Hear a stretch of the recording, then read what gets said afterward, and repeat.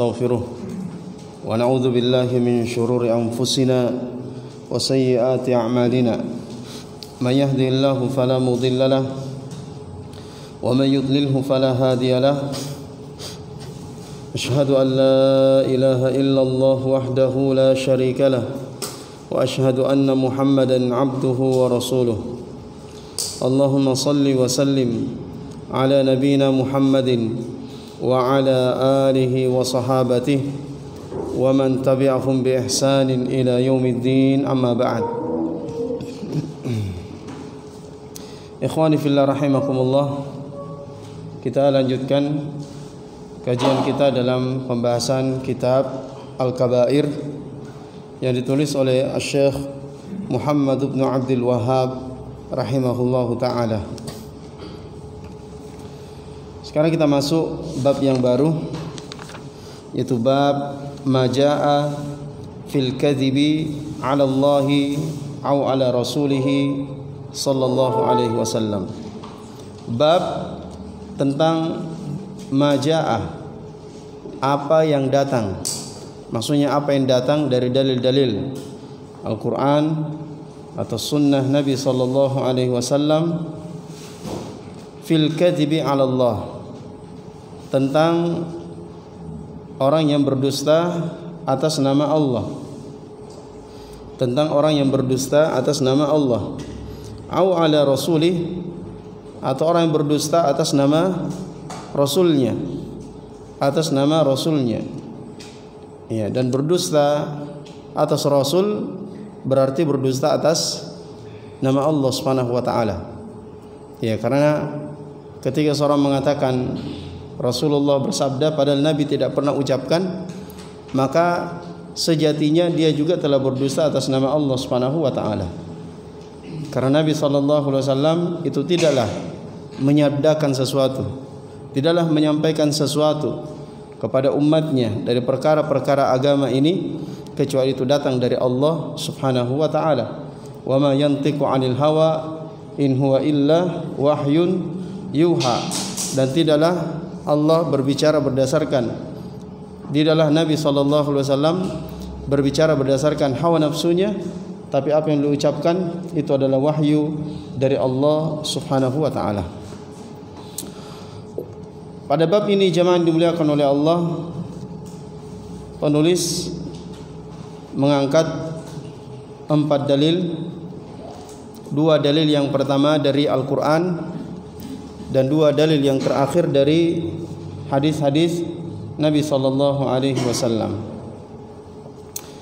Beliau mengatakan wa qaulillahi ta'ala, dan firman Allah ta'ala, wa man azlamu mimman iftara 'ala Allahi kadziban, wa man azlamu, dan siapakah yang lebih zalim, siapa yang lebih zalim, mimman iftara 'ala Allahi kadziban, dari orang-orang yang iftara, mengada-adakan atas Allah, kadziban, kedustaan. Jadi Allah mengatakan wa man azlamu, siapa yang lebih zalim. Ya, maksudnya bahwa tidak ada yang lebih zalim dibandingkan orang yang berbuat seperti ini. Atau orang yang paling zalim adalah orang yang berbuat seperti ini, itu berdusta atas nama Allah Subhanahu wa taala, mengada-adakan kedustaan atas nama Allah Subhanahu wa taala. Ya. Jemaah dimuliakan oleh Allah Subhanahu wa taala, dalil ini ya sangat jelas menunjukkan bahwa al-kadzibu 'ala Allah ini min akbaril kabair. Berdusta atas nama Allah termasuk salah satu dosa besar dari dosa-dosa besar. Ya. Dan bentuk seseorang dikatakan berdusta atas nama Allah adalah ketika dia mengatakan sesuatu tentang agama Allah, ini halal dan ini haram, namun ucapan itu tidak didasarkan pada dalil dari Al-Quran atau dari sunnah Nabi sallallahu alaihi wasallam. Maka ini termasuk bentuk kedustaan atas nama Allah. Ya, berdasarkan firman Allah Subhanahu wa taala, "Wala taqulu lima tasifu alsinatukumul kadhiba hadza halalun wa hadza haram litaftari 'ala Allahi ya litaftaru 'ala Allahil kadhiba." Allah berfirman, "Wala taqulu," dan janganlah engkau mengatakan dengan apa-apa yang disifatkan oleh lisan-lisan kalian secara dusta. Hadza halal, ini halal, wa hadza haram, dan ini haram. Ya, tujuannya apa? Litaftaru 'ala Allahil kadhiba, untuk membuat kedustaan atas nama Allah Subhanahu wa taala. Kemudian Allah lanjutkan, innal ladzina yaftaruna 'ala Allahil kadhiba la yuflihun. Ya, sesungguhnya orang-orang yang mengada-adakan kedustaan atas Allah itu tidak akan beruntung. Tidak akan beruntung di dunia dan di akhirat. Ya, tidak akan beruntung di dunia dan akhirat. Kemudian Allah mengatakan mata'un qalilun. Ya, kenikmatan yang sedikit. Ya, mungkin dengan kedustaan itu dia mendapatkan mata'un qalil, kenikmatan yang sedikit. Ya, karena kenikmatan dunia jamaah dimuliakan oleh Allah, ya, itu sedikit. Mata'un qalil walahum adzabun alim. Ya, dan bagi mereka azab yang sangat pedih. Nah, ini bahayanya berdusta atas nama Allah Subhanahu wa taala. Ancamannya tidak main-mainnya jamaah yang dimuliakan oleh Allah, ya, walahum adzabun alim. Bagi mereka azab yang pedih. Ya, berdusta atas nama Allah ini bentuknya sangat banyak. Ya, salah satunya yang kita sebutkan tadi ketika berbicara tentang agama Allah, ya, dia mengatakan ini halal, ini haram. Dan ucapan itu tidak disandari oleh dalil yang sahih, ya, dari Al-Qur'an atau dari hadis-hadis Nabi sallallahu alaihi wasallam. Maka ini berarti berdusta atas nama Allah Subhanahu wa taala. Ya, dan termasuk kedustaan atas nama Allah juga adalah ayukhbir 'anillah amran khilaf al-waqi' li ghardin min al-aghraq. Ya, itu mengabarkan tentang Allah perkara yang tidak sesuai dengan kenyataannya. Ya, untuk sebuah tujuan, untuk satu tujuan. Untuk sebuah tujuan, apakah untuk memuaskan dirinya atau untuk membela mazhabnya atau pendapatnya. Maka ini juga termasuk min a'zami al-kadzib. Ya, sebesar-besar kedustaan atas nama Allah Subhanahu wa taala. Jadi mengabarkan tentang Allah satu perkara yang tidak sesuai dengan kenyataannya. Seperti orang-orang yang, ya, mengatakan bahwa Allah Subhanahu wa taala itu punya anak. Ya, dia mengatakan Allah punya anak. Ya, seperti siapa jemaah dimuliakan oleh Allah? Orang Nasara. Ya, dia mengatakan apa? Ya, Isa bin Maryam. Ya, Isa itu adalah anaknya Allah Subhanahu wa taala. Ya. Dan orang-orang Yahudi yang mengatakan Uzair itu adalah anaknya Allah Subhanahu wa taala. Dan orang-orang musyrikin di zaman Nabi sallallahu alaihi wasallam, ya, yang mengatakan bahwa Allah Subhanahu wa taala memiliki anak-anak perempuan. Ya. Jadi malaikat-malaikat Allah itu adalah anak-anak perempuannya Allah Subhanahu wa taala. Padahal kaum musyrikin di zaman Nabi itu tidak suka punya anak perempuan. Ya. Dia tidak suka kalau punya anak perempuan, tapi dia sifati Allah itu punya anak perempuan. Ya. Makanya Allah berfirman, "Wa yaj'aluna lillahi ma yakrahun." Ya, wa tasifu alsinatuhumul kadzib anna lahumul husna. Dan mereka menjadikan bagi Allah apa yang mereka tidak suka. Itu anak perempuan. Dia tidak suka kalau istrinya melahirkan anak perempuan. Ya, bahkan saking malunya kalau dia mengetahui bahwa anaknya melahirkan perempuan, ya, dan orang-orang juga sudah tahu anaknya melahirkan perempuan, wah, malu sekali dia bertemu manusia. Ya, seakan jatuh martabatnya, jatuh harga dirinya ketika istri itu melahirkan anak perempuan. Ya, makanya dia apa jemaah dimuliakan, dia kubur hidup-hidup anak perempuan itu. Ya, dia tidak suka anak perempuan, tapi dia sifati Allah Subhanahu wa taala bahwa Allah itu punya anak perempuan.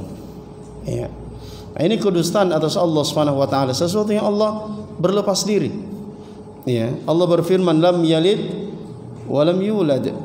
Allah itu tidak beranak dan tidak diperanakkan. Jadi Allah tidak punya anak dan Allah tidak punya bapa. Ya, ta'ala Allahu amma yasifun. Maha tinggi Allah Subhanahu wa taala dari apa yang mereka sifati. Ya. Dan termasuk berdusta atas nama Allah Subhanahu wa taala jemaah dimuliakan oleh Allah adalah ketika menafikan sifat-sifat dari Allah. Ya, menafikan sifat-sifat yang Allah tetapkan sifat-sifat itu bagi dirinya. Ya. Seperti Allah sifati dirinya punya tangan, Allah sifati dirinya punya betis, Allah sifati dirinya alal arsh, berada di atas arsh, Allah sifati dirinya turun di setiap malam, ya, pada sepertiga malam yang terakhir. Kemudian datang orang-orang yang menafikan sifat-sifat ini, seperti orang-orang Jahmiyah, orang Mu'tazilah, dan orang Asy'ariyah, menafikan sifat-sifat ini jemaah yang dimuliakan oleh Allah Subhanahu wa taala. Ya, dengan mengatakan Allah tidak pun pantas, ya, tidak layak memiliki sifat ini, padahal yang mengabarkan Allah. Ya, dia katakan ini tidak pantas bagi Allah, tidak layak bagi Allah. Ya, padahal yang mengabarkan itu semua adalah Allah Subhanahu wa taala. Ya, Allah. Sekalipun itu disabdakan oleh Nabi, ya, apa yang disabdakan oleh Nabi itu adalah wahyu dari Allah Subhanahu wa taala. Dia menafikan sifat Allah jemaah yang dimuliakan oleh Allah, yang Allah sifati dirinya dengan sifat itu. Ini adalah kezalimah yang paling besar. Ya, makanya Allah katakan waman azlam, siapa yang lebih zalim. Artinya tidak ada yang lebih zalim, ya, dibandingkan orang-orang yang berdusta atas nama Allah Subhanahu wa taala, mengada-adakan kedustaan atas nama Allah Subhanahu wa taala. Ya, makanya Ahlus Sunnah wal Jamaah itu menempuh jalan yang selamat, jalan yang paling aman, ya, di dalam mengimani nama-nama dan sifat-sifat Allah. Itu mereka mengimani sifat itu sebagaimana datangnya, ya, lafaznya dari Allah dan dari Rasulnya, dan mereka tidak menyerupakan Allah dengan, ya, sifat-sifat, dia tidak menyerupakan Allah dengan sifat-sifat dengan makhluknya. Allah, dia tidak meruncalkan sifat-sifat Allah itu dengan makhluknya, enggak. Ya. Jadi dia tetapkan tapi tidak menyamakan dengan makhluk. Ya, karena memang, ya, kesamaan nama itu tidak mengharuskan kesamaan hakikat. Ya, sudah sering kita jelaskan jemaah yang dimuliakan oleh Allah. Ya, kemudian termasuk juga mengada-adakan kedustaan atas Allah Subhanahu wa taala adalah ketika meyakini Allah Subhanahu wa taala itu punya sekutu. Punya sekutu. Sehingga dia beribadah, ya, kepada apa-apa yang dia anggap sebagai sekutu bagi Allah Subhanahu wa taala. Ya. Yang nantinya sekutu-sekutu ini menyampaikan hajat-hajat mereka, permohonan-permohonan mereka kepada Allah Subhanahu wa taala. Ini kedustaan atas nama Allah. Ya. Jadi orang-orang yang mendatangi pohon-pohon keramat, mendatangi kubur-kubur, ya, yang mereka sembah orang-orang mati di situ, ya, lalu mengatakan nantinya, ya, orang-orang mati ini kan dia orang soleh, dia orang dekat dengan Allah, nanti dia akan sampaikan hajat keinginan kita kepada Allah. Kita cukup datangi kuburnya, ya, dan kita datangi dan minta sesuatu kepada orang soleh itu. Ya, persepsi mereka seperti itu. Jadi nanti dia yang sampaikan kepada Allah hajat dan kebutuhan kita, karena dia dekat dengan Allah Subhanahu wa taala. Ini kedustaan atas nama Allah. Karena Allah tidak butuh sekutu. Allah perintahkan kita berdoa zaman dimuliakan oleh Allah langsung. Ya, wa qala rabbukum ud'uni astajib lakum. Dan Rabbmu telah berfirman, ud'uni, berdoalah kepadaku. Langsung ya, astajib lakum, saya akan mengabulkan doa kalian. Jadi Allah katakan berdoa kepadaku, langsung kepada Allah, jangan dengan perantara. Ya, jangan dengan lewat sekutu-sekutu. Langsung kepada Allah Subhanahu wa taala. Ya. Dan Allah berjanji akan mengabulkan. Ya. Kalau kita doa langsung kepada Allah, Allah akan kabulkan doa kita itu. Allah tidak perlu ya orang-orang tertentu yang menyampaikan doa kita kepada Allah, karena Allah itu Maha mendengar. Allah Maha mengetahui. Allah Maha melihat apa yang kita lakukan. Ya, Allah Maha mendengar apa yang diinginkan oleh jiwa kita. Tidak perlu lewat ya, orang yang sudah mati, ya, apakah lewat pohon-pohon yang dianggap keramat dan seterusnya. Tidak perlu, langsung kepada Allah. Ya. Bahkan Allah berfirman, wa idza sa'alaka ibadi anni fa inni qarib ujibu da'watad da'i idza da'an.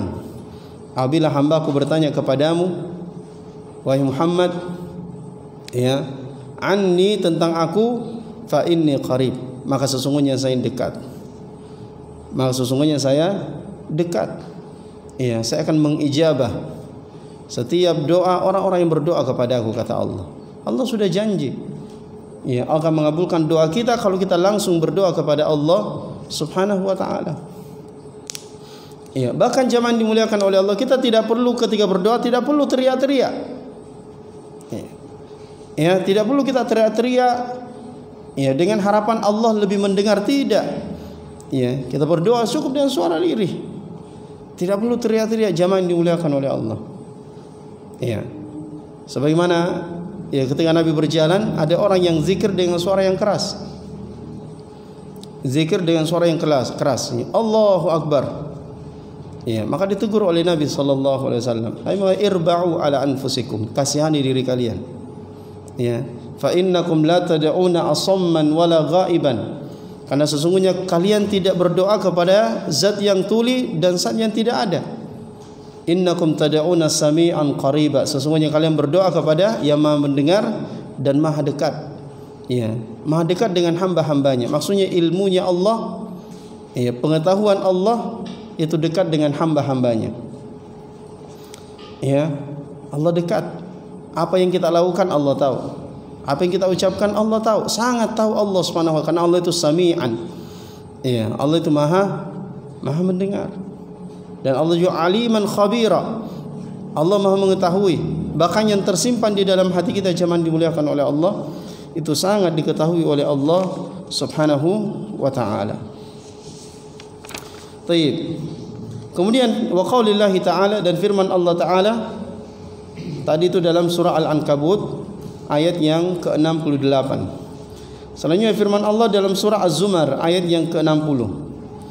Allah berfirman, wa yaumal qiyamah taral ladzina kadzabu 'ala Allah wujuhuhum muswaddah.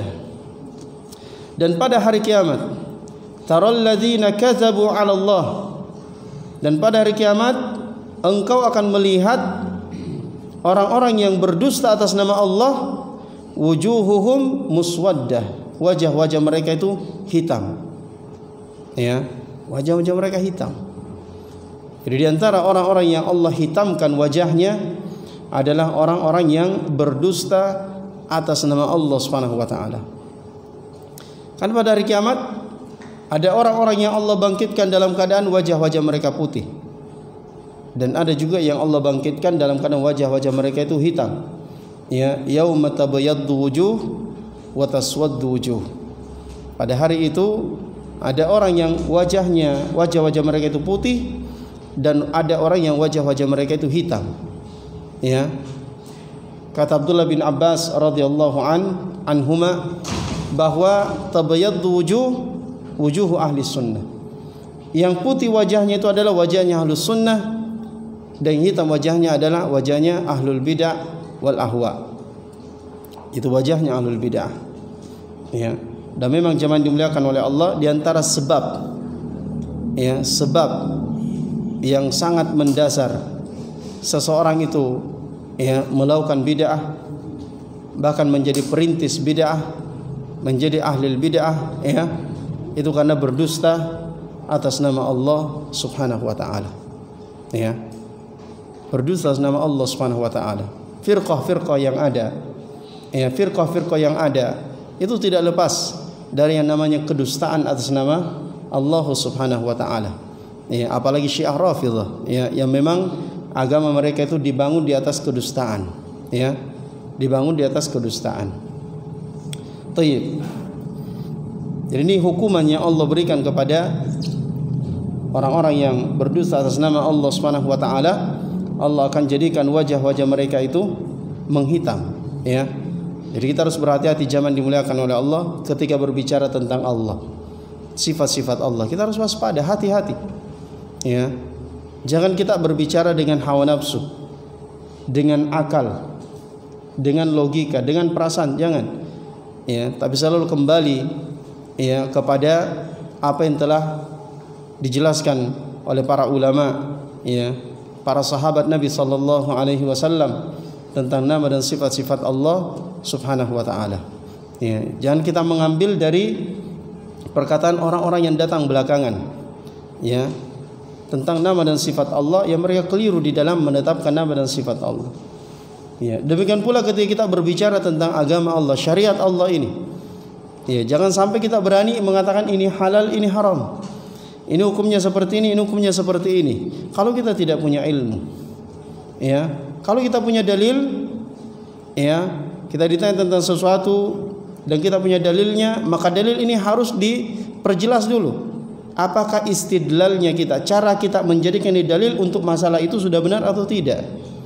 Ya, karena kadang sebuah dalil seakan-akan cocok dengan satu hukum padahal sebenarnya tidak cocok. Ya, maka kita kembali melihat bagaimana penjelasan para ulama kita tentang hadis ini. Apalagi kalau bekal kita hanyalah terjemahan, itu keliru. Ya, bekal kita hanya terjemahan untuk memahami hadis-hadis Nabi sallallahu alaihi wasallam. Ya, ini tentu sebuah kekeliruan. Ya, karena bahasa-bahasa hadis, ya, itu tidak semua bisa diterjemahkan dengan bahasa Indonesia. Ya. Bahkan orang Arab pun itu kadang tidak tahu artinya. Ya, makanya mereka perlu merujuk kepada kitab-kitab, ya, gharaib, ya, kitab-kitab yang menyebutkan tentang kata-kata yang asing di dalam hadis atau di dalam Al-Qur'an. Dirujuk di situ. Apa maknanya ini? Iya. Kalau mau diterjemahkan secara Indonesia susah. Ya, harus disyarah, ya, harus dijelaskan. Baik. Jadi kita harus hati-hati zaman dimuliakan oleh Allah. Ya, berbicara tentang agama ini perkara yang sangat besar, perkara yang tidak ringan. Ya, kalau kita salah, maka itu sangat berbahaya, ya, bagi diri kita di akhirat nanti. Baik. Kemudian wa fi sahih, dan di dalam kitab As-Sahih itu Sahihul Bukhari dan Sahih Muslim. An Anas, dari Anas bin Malik radhiyallahu anna Rasulullah sallallahu alaihi wasallam qala, bahwa Rasulullah sallallahu alaihi wasallam bersabda,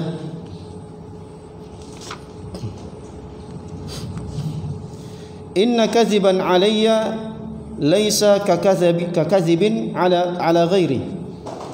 Sesungguhnya berdusta atas namaku itu tidak sama seperti berdusta atas nama selainku.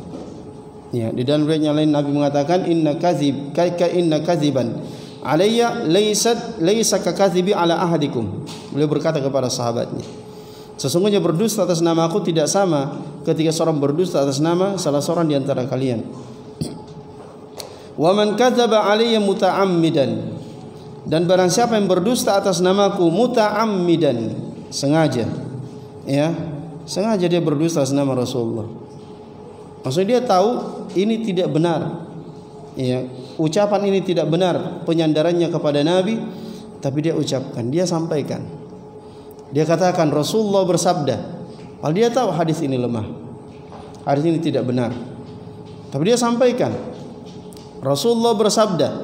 Lalu setelah dia sampaikan, dia tidak menjelaskan bahwa hadis ini adalah hadis lemah, ya, dia diamkan sehingga orang-orang menyangka bahwa itu adalah hadis yang betul-betul disampaikan, disabdakan oleh Nabi sallallahu alaihi wasallam. Padahal dia tahu Ya. Dia tahu bahwa ini bukan hadis. Dia sampaikan dan tanpa menjelaskan kedudukan hadis tersebut. Ya. Dan kadang orang tujuannya untuk menguatkan apa? Menguatkan ucapannya, menguatkan pendapatnya. Ya, walaupun dia tahu ini tidak sahih, ini tidak benar disandarkan atas nama Nabi SAW, tapi dia berani untuk ucapkan. Maka orang seperti ini, kata Nabi, falyatabawwa maq'adahu minan nar. Maka hendaknya dia siapkan tempatnya di neraka. Ya, jadi dia dapat tiket.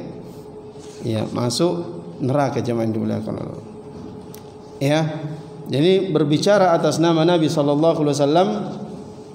ya, ini tidak boleh digampang-gampangkan. Ya, jangan kita asal menyampaikan Rasulullah kan bersabda seperti ini. Ya, jangan kita menggampang-gampangkan ucapan seperti ini karena kalau ternyata kita tidak tasabbut terhadap hadis ini dan ternyata hadis ini adalah dusta atas nama Rasulullah, maka kita masuk dalam hadis ini. Makanya hadis yang kita sampaikan, pertama harus kita pertegas apakah ini sahih. Apakah hadis ini sahih? Ya, harus kita tahu. Kalau kita sudah punya alasan bahwa hadis ini sahih, alasannya misalnya karena diriwayatkan oleh Bukhari Muslim, jelas. Karena hadis ini disahihkan oleh seorang imam ahli hadis, seperti Syekh Syuaib Al-Arnaud atau Syekh Al-Albani rahimahullah dan yang lainnya dari para imam ahli hadis. Maka itu sudah hujjah bagi kita. Kalau diriwayatkan oleh Bukhari Muslim misalnya, atau hadis ini telah disahihkan oleh imam ahli hadis fulan, maka itu sudah hujjah bagi kita. Maka tidak apa-apa, silahkan. Tapi kalau kita belum tahu, kita baca buku, kan biasa buku ada hadis terus dalam kurun di belakang al hadis. Tidak tahu siapa perawi hadis ini. Seperti buku-buku terjemahan, Tempo Doloy, ada itu apa terjemahan dulu biasa dulu hadis, kemudian dalam kurung al hadis, seperti buku-buku agama juga yang dulu-dulu cuma ditulis dalam kurung al hadis, tidak disebutkan siapa yang meriwayatkan, siapa yang mensahihkan, cuma dikatakan seperti itu saja.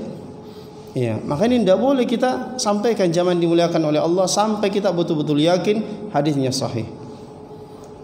Dan kalau kita tidak tahu sahih atau tidak hadis ini, jangan mengatakan Rasulullah bersabda.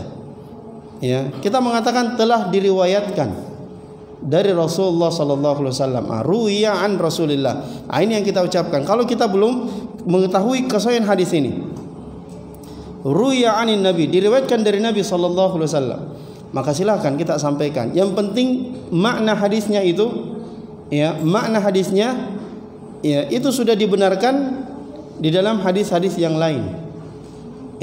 Misalnya tentang durhaka kepada orang tua, kan sudah jelas dia dosa besar. Kemudian ada hadis yang menyebutkan tentang hukuman bagi orang yang durhaka kepada orang tua, tapi kita tidak tahu hadis ini sahih atau tidak. Maka kita katakan ruwiya anin Nabi, telah diriwayatkan dari Nabi sallallahu alaihi wasallam, tapi saya tidak tahu sahih atau tidak. Tapi yang paling bagus setelah kita sebutkan hadis ini, kita katakan saya tidak tahu ini hadis sahih atau tidak. Harus dijelaskan supaya umat, mungkin ada di antara mereka yang ahli hadis, dia cari, yang benar ahli hadis, masya Allah, dia cari, dia teliti, ternyata hadis ini tidak sahih atau ternyata hadis ini sahih, dan seterusnya. Makanya Syekh Shalih Fauzan rahimahullah yang menasihatkan di sini, beliau mengatakan walihada yajibu 'alal insan ay yataharraza hinama yadhkuru hadisan 'anil Rasul sallallahu alaihi wasallam fi khutbatihi aw darsihi aw mau'izatihi. Oleh karena itulah wajib bagi seseorang untuk berhati-hati, untuk berhati-hati ketika dia menyebutkan satu hadis dari Rasulullah sallallahu alaihi wasallam di dalam khutbahnya atau di dalam pelajarannya atau di dalam nasihatnya. Wa idza lam yakun mutaakkidan min sihhatil hadis, apabila dia tidak bisa memastikan, tidak bisa menguatkan kesahihan hadis ini, maka falyaqul, hendaknya dia mengatakan yurwa 'anir Rasul sallallahu alaihi wasallam kadza wa kadza. Yurwa, ya, diriwayatkan dari Rasulullah sallallahu alaihi wasallam demikian dan demikian. Atau dia mengatakan warada kadza wa kadza, telah datang sebuah riwayat, ya, yang mengatakan seperti ini dan seperti ini. Ya. Jadi dia datang dengan, ya, dengan kalimat yang tidak memastikan bahwa ini dari Nabi sallallahu alaihi wasallam. Ya. Dia tidak memastikan bahwa ini dari Nabi sallallahu alaihi wasallam. Ya.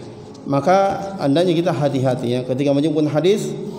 Yang pertama, ya, pastikan dulu hadisnya sahih atau tidak. Ya, kalau kita bukan ahli hadis, ya, kita bukan ahli hadis, kita tidak faham tentang hadis, paling tidak, ya, kita bisa mengetahui kalau hadis diriwayatkan ini pasti sahih. Ya, seperti misalnya Bukhari Muslim. Ya, jadi kitab sahih, kan ulama banyak menulis kitab sahih, ya, Sahih Bukhari, Sahih Muslim, ada Sahih Ibnu Khuzaimah, Sahih Ibnu Hibban, ya, dan yang lainnya.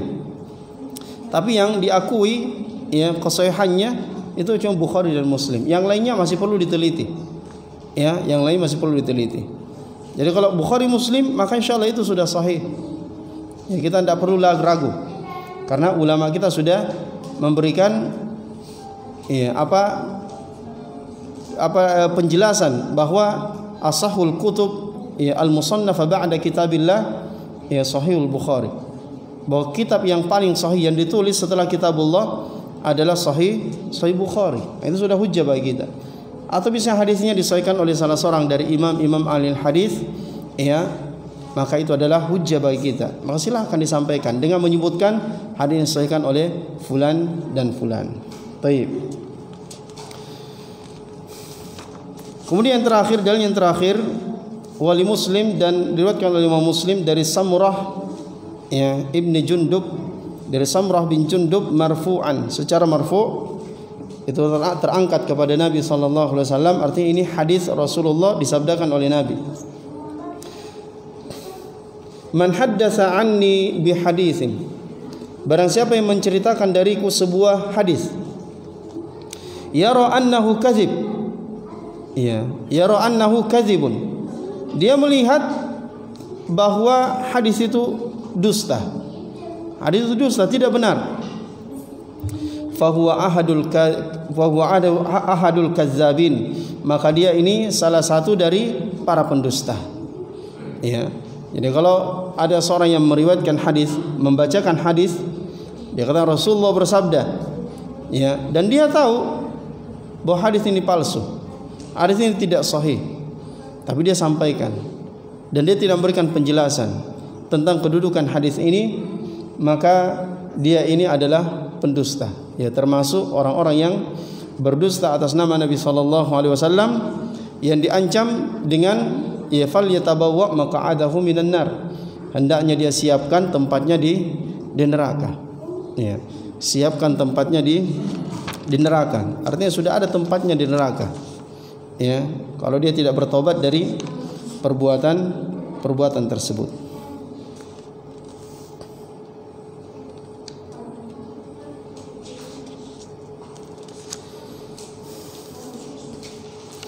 Baik. Kemudian bab ma jaa fil qawli 'ala Allah bila ilmin. Bab yang baru, ya. Ma jaa, apa yang datang dari dalil-dalil baik itu dari Al-Qur'an maupun sunnah, fil qawli 'ala Allah bila ilmin, tentang berbicara atas Allah tanpa ilmu. Ya, berbicara atas Allah tanpa ilmu. Iya. Ya, bab ini zaman dimuliakan oleh Allah disebutkan setelah bab berdusta atas nama Allah. Ya, dan berbicara atas Allah tanpa ilmu, ya, ini juga di antara bentuk-bentuk berbicara berdusta atas Allah Subhanahu wa taala. Ya, ketika seorang mengada-adakan satu ucapan apakah tentang sifat-sifat Allah, ya, tentang perbuatan-perbuatan Allah, atau tentang agama Allah Subhanahu wa taala, ya, maka ini, ya, bisa masuk dalam bentuk berdusta atas nama Allah Subhanahu wa taala. Pada bab ini beliau mengangkat dua dalil, ya, satu dari Al-Quran dan satu dari hadis Nabi SAW. Kemudian ya perkataan Abu Musa Al-Asy'ari radhiyallahu ta'ala an. Wa qaulillahi ta'ala, dan firman Allah Ta'ala dalam surah Al-A'raf di ayat yang ke-33. Beliau mengatakan, Allah berfirman, qul innama harrama rabbiyal fawahish ma dhahara minha wa ma batan. Katakan wahai Muhammad, sesungguhnya Rabbku hanya mengharamkan al-fawahish, perbuatan keji. Ma dhahara minha wa ma batan, apa yang terlihat dan apa yang tidak terlihat, ya, yang dilakukan di hadapan manusia atau yang dilakukan ketika tidak dilihat oleh manusia, ya, jadi yang nampak dan yang tidak nampak. Wal isma wal baghya, demikian pula dosa. Al ism ini jami'ul ma'siyah, semua bentuk kemaksiatan.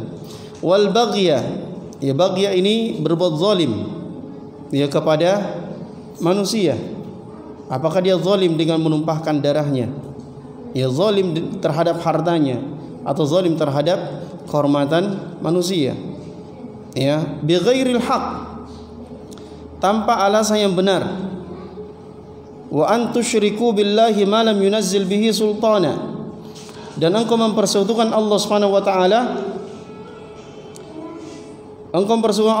wa taala, apa yang Allah tidak menurunkan sultan, bukti, dalil dengan perbuatan syirik itu. Kemudian Allah akhiri, wa an taqulu 'ala Allahi ma la ta'lamun, dan engkau mengatakan atas Allah apa yang kalian tidak mengetahuinya. Iya. Jadi Allah sebutkan di sini beberapa dosa, dan Allah akhiri, ya, Allah sebutkan di martabah yang keempat, ya, itu perbuatan haram, ya, wa an taqulu 'ala Allahi ma la ta'lamun, dan engkau mengatakan atas Allah apa yang kalian tidak mengetahuinya. Al-Imam Ibnu Qayyim rahimahullah, ya, mengatakan dari dalil ini, ya, bahwa berbicara atas Allah tanpa ilmu itu adalah perbuatan haram yang paling besar, ya, perbuatan haram yang paling besar. Padahal sebelumnya Allah katakan apa? Syirik. Wa antusyriku billah ma lam yunazzil bihi sultana. Kemudian Allah katakan, engkau mengatakan atas Allah apa yang kalian tidak ketahui. Al-Imam Qayyim mengatakan bahwa ini adalah perbuatan haram yang paling besar, seakan-akan lebih besar dari perbuatan syirik itu sendiri. Ya, Al-Imam Qayyim dalam kitabnya Madarijus Salikin mengatakan, wa ammal qawlu 'ala Allahi bila ilmin fahuwa ashaddu hadhil muharramat tahriman wa a'zamuha isman. Ya. Beliau mengatakan, adapun berbicara atas Allah tanpa ilmu, maka dia adalah asyaddu hadhil muharramat. Ya, dia adalah perbuatan haram yang paling besar. Perbuatan haram yang paling besar, ya. Di asyaddu hadhil muharramat tahriman. Jadi perbuatan haram yang paling diharamkan. Wa a'zamu isman, dan yang paling besar dosanya. Ya, padahal Allah sebutkan juga syirik di situ, tapi beliau mengatakan yang paling besar dosanya berbicara atas nama Allah. Ya, walihada zukira fil martabah ar-rabi'ah. Ya, kemudian kata beliau, oleh karena itulah Allah menyebutkan berbicara atas nama ilmu itu disebutkan pada, ya, kedudukan yang keempat, pada posisi yang keempat, yang terakhir dari ayat itu. Kan Allah sebutkan 4 dosa. Ya, yang keempat yang Allah sebutkan adalah wa an taqulu 'ala Allahi ma la ta'lamun. Ya. Jadi Allah sebutkan zukira fil martabah ar-rabi'ah min al-muharramat allati ittafaqat 'alaiha asy-syara'i wal adyan. Ya, disebutkan pada kedudukan yang keempat dari perbuatan-perbuatan haram yang semua syariat dan semua agama bersepakat atas hal tersebut. Itu tentang, ya, haramnya berbicara atas Allah tanpa ilmu. Ya. Jadi Allah berfirman, kata beliau, wa antaqulu 'ala Allahi ma la ta'lamun, yang kau mengatakan atas Allah apa yang kalian tidak mengetahui, fa hadza a'zamul muharramati 'indallah wa ashaddu isman, maka ini adalah sebesar-besar perbuatan haram, ya di sisi Allah dan yang paling besar dosanya, ya yang paling besar dosanya. Ya, fa innahu yatadamman al-kadzib 'ala Allah. Ya, karena berbicara atas nama Allah tanpa ilmu itu mencakup ya perbuatan dusta atas nama Allah Subhanahu wa taala. Wa nisbatu ila ma la yaliqu bih, dan menisbatkan sesuatu kepada Allah yang tidak pantas bagi Allah. Ya, seperti yang dilakukan orang-orang Nasara, orang-orang Yahudi, kaum musyrikin yang menisbahkan Allah punya anak. Ya, padahal Allah tidak punya anak. Ya. Mereka mengatakan juga Allah itu lelah, capek. Ya. Karena Allah menciptakan langit dan bumi, ya apa menciptakan langit dan bumi selama 6 hari. Ya, jadi hari Ahad hari pertama sampai hari Jumat 6 hari. Hari Sabtu Allah istirahat. Ya, karena capek. Makanya hari Sabtu dijadikan hari raya orang Yahudi. Nah, ini penisbatan yang tidak benar. Masa Allah capek? Ya, Allah capek kan, sehingga Allah beristirahat hari Sabtunya. Tayyib. Dan yang lain jamaah dimuliakan oleh Allah. Jadi banyak kebusukan, keburukan dari berbicara atas nama Allah ya tanpa ilmu. Dan berbicara atas nama Allah tanpa ilmu ini bisa menjurus kepada perbuatan kufur yang lebih berbahaya dari kesyirikan jamaah yang dimuliakan oleh Allah Subhanahu wa taala. Naam. Nah, ini dalil yang sangat tegas ya, menunjukkan haramnya berbicara atas Allah tanpa ilmu. Ya, berbicara tentang sifat-sifat Allah, tentang perbuatan Allah, berbicara tentang agama Allah, syariat Allah tanpa ilmu, ya makanya dosa besar di sisi Allah Subhanahu wa taala, bahkan min asyaddil muharramat. Ya, perbuatan haram yang paling haram ya di sisi Allah Subhanahu wa taala. Kemudian qala Abu Musa Al-Asy'ari radhiyallahu anhu mengatakan, nah ini dikutip oleh Al-Imam Ibnu Qayyim rahimahullah di dalam kitabnya I'lamul Muwaqqi'in, perkataan Al-Imam Abu Musa, sahabat Abu Musa.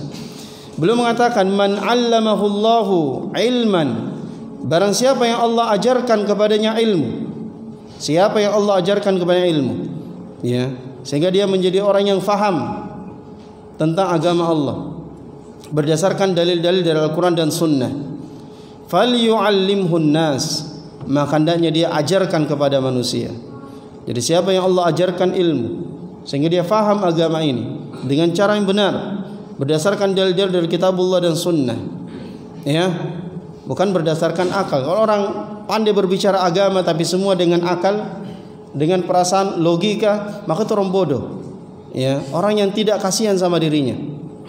Ya, orang yang justru menjerumuskan dirinya ke dalam kehancuran pada hari kiamat nanti. Karena berbicara atas nama Allah tanpa ilmu, tentang agama Allah tanpa ilmu, ini perkara yang tidak kecil, tapi dia perkara yang sangat besar, tapi banyak diremehkan oleh manusia.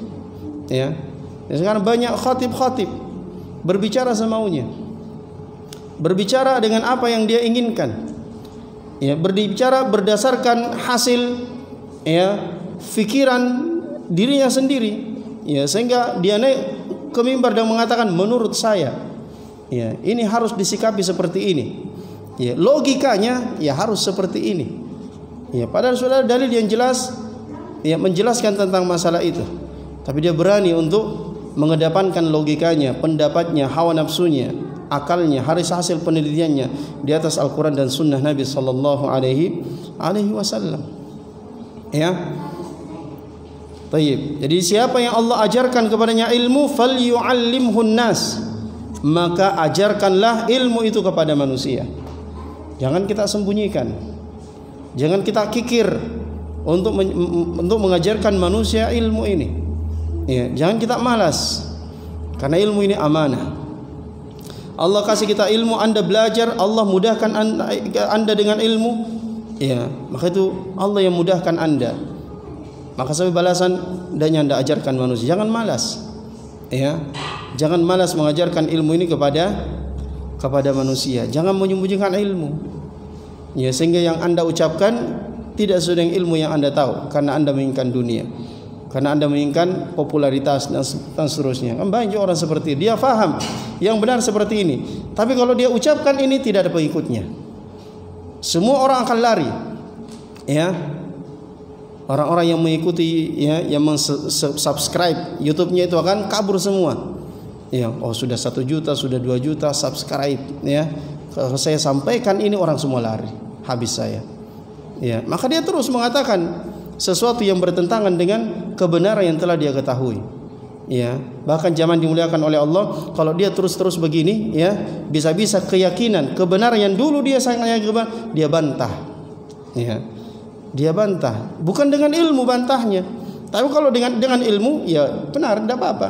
Tapi kalau dia bantah karena hawa nafsunya, dalil dia bantah dengan akalnya. Menurut saya tidak begini. Ini dalil sebenarnya tidak benar ini. Ini sudah bahaya yang seperti ini. Tayyib, jadi ajarkan manusia. Nah, faidahnya apa di sini zaman dimuliakan oleh Allah? Kalau orang yang tidak faham itu jangan ajarkan manusia. Ya, kalau Anda belum tahu agama ini dengan baik berdasarkan Al-Quran dan Sunnah, maka jangan Anda ajarkan kepada manusia. Jangan Anda berani berkata di hadapan manusia tentang agama Allah Subhanahu wa taala, karena Anda akan berbicara tanpa ilmu. Ya. Kalau kita berbicara tentang agama tanpa dalil, maka apa yang keluar itu dari hawa nafsu jamaah yang dimuliakan oleh Allah. Dari buah fikiran kita. Bukan dari ilmu.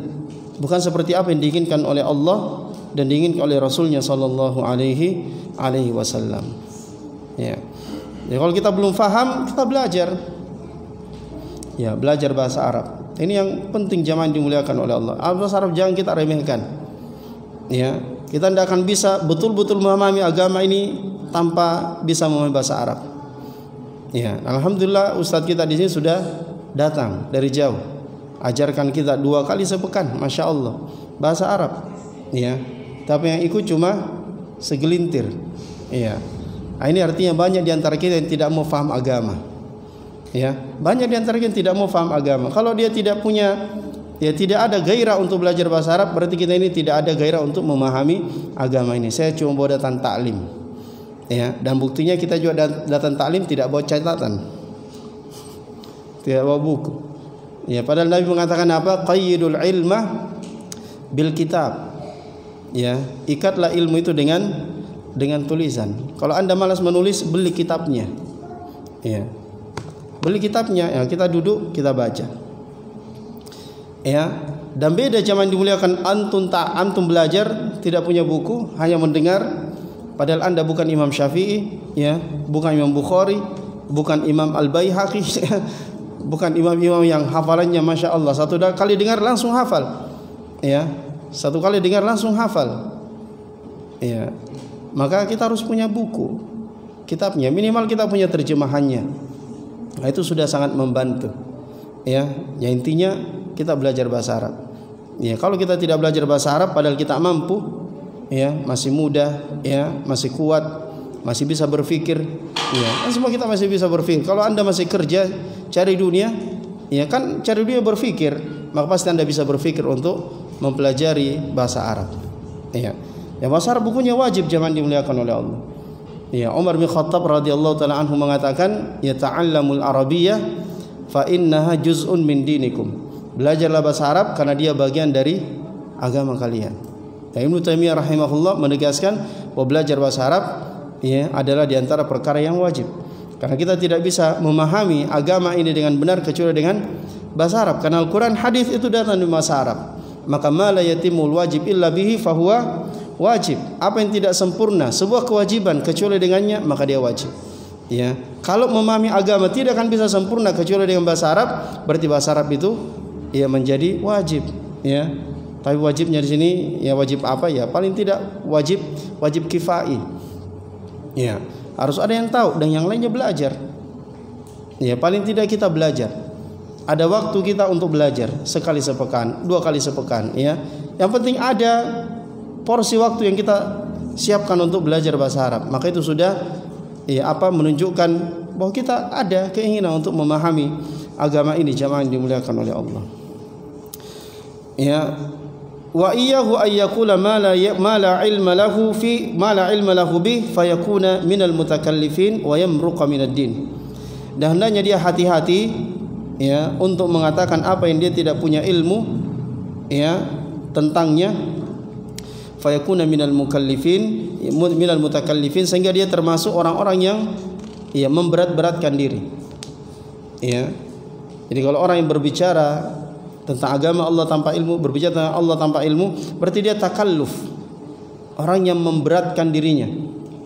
Ya, karena mengatakan sesuatu, menjelaskan sesuatu yang kita tidak punya ilmu, itu kan beban berat, harus berpikir keras, wah, sampai keringat-keringat. Ya, karena dia tidak punya ilmu. Ya. Ini bahaya jamaah yang dimuliakan oleh Allah Subhanahu wa taala. Wa yamruqa minad din, dan dia akan keluar dari agama Allah Subhanahu wa taala. Ya.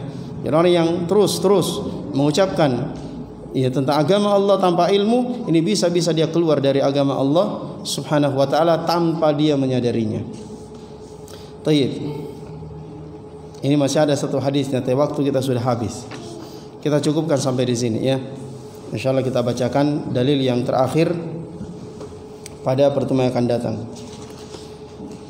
Subhanakallahumma wa bihamdih, nashhadu an la ilaha illa anta, nastaghfiruka wa natubu ilaik. Wa sallallahu ala nabiyyina Muhammad wa akhiru da'wana alhamdulillahi rabbil alamin. Wassalamu alaikum warahmatullahi wabarakatuh.